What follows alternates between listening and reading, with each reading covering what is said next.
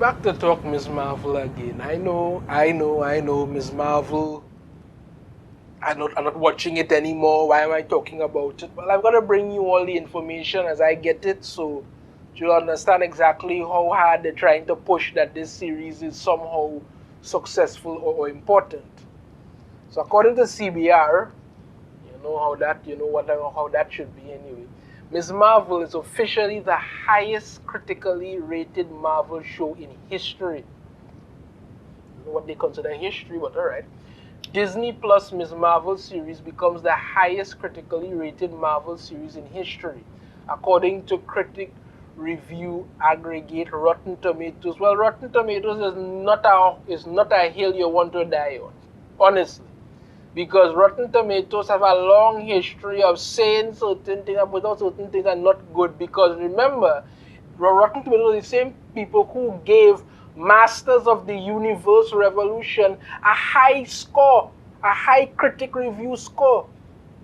And that series was hated by everybody. I don't think I've seen anybody talk about that series and have anything to say that it was good at all. So that should tell you Rotten Tomatoes and them and their go-to. The latest Marvel series to hit Disney Plus, Miss Marvel, has been the subject of several discussions, ranging from its place in the Marvel Cinematic Universe, the diversity it greatly adds to the beloved franchise, and how well it is performing with audiences. All of those are lies. all of those are just sad, pathetic attempts at foolishness. While the series did not initially perform well, when it comes to viewership, Miss Marvel has clearly won over the viewers it does have. Ay, ay, ay. According to the review aggregate Rotten Tomatoes critics overwhelmingly enjoy the show. Who are these critics? Because one critic that I saw review the show said that he watched the first two episodes and he didn't like it. He didn't initially like it. And then he went to some screening, and when he saw how much people enjoyed it, and I'm guessing they packed the viewership with people who are just, going to clap at really much anything. And after he met the people, the directors and producers, and he saw their energy and all this stuff, and he decided then that he liked it. Now, nothing wrong with meeting people and seeing the energy and encouragement to see that, they put a lot of heart and soul into what they've made. Nothing wrong with that. But you are pretty much saying, this is what the critic pretty much say, that, you didn't like it, and then because you saw what was going on and you got some peer pressure, then you decided to change your mind and say, well, okay, I actually love it now. That's who these critics are. It currently holds a critic score of 96%, the highest score ever among Marvel shows. Yeah, clearly they didn't doctor that. They didn't put that in there to get that going. That very much includes its Disney Plus predecessors, as well as shows such as Agents of shill and Agent Carter. Yeah, because the show was not good. So to bump up some sort of love for it, this is what they're doing now. For comparison, WandaVision currently holds a score of 91%. WandaVision was only really interesting in the first 2 or 3 episodes. What If Season 1 holds a critic score of 94%. I actually enjoyed the What If series. I actually enjoyed it, so I'll give them that. And Moon Knight holds a score of 87%. That should have been much lower. That show wasn't good at all.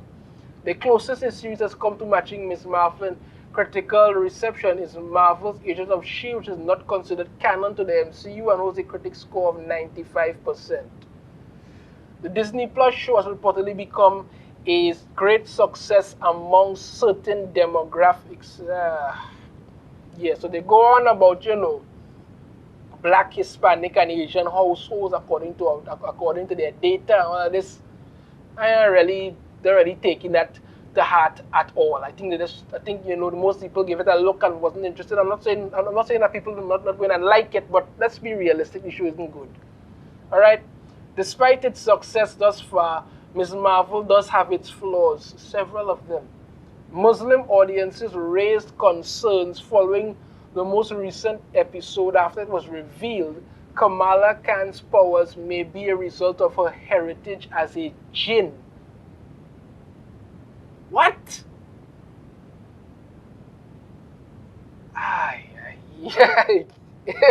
Boy. The concern is that the practice of worshipping or idolizing jinn is condemned in the Quran, as Muslims are forbidden to worship any figure besides Allah.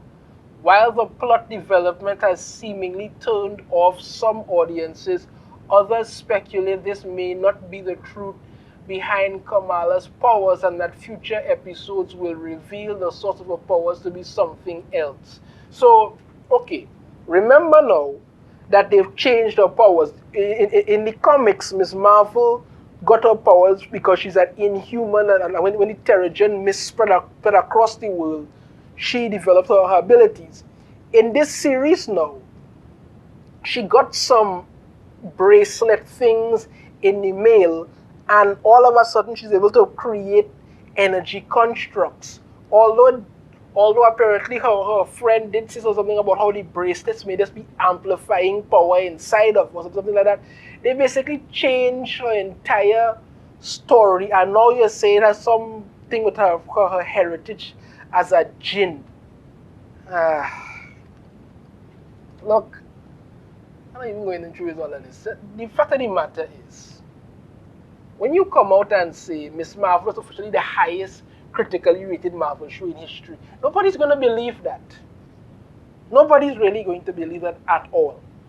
Miss Marvel as a character is a self-insert.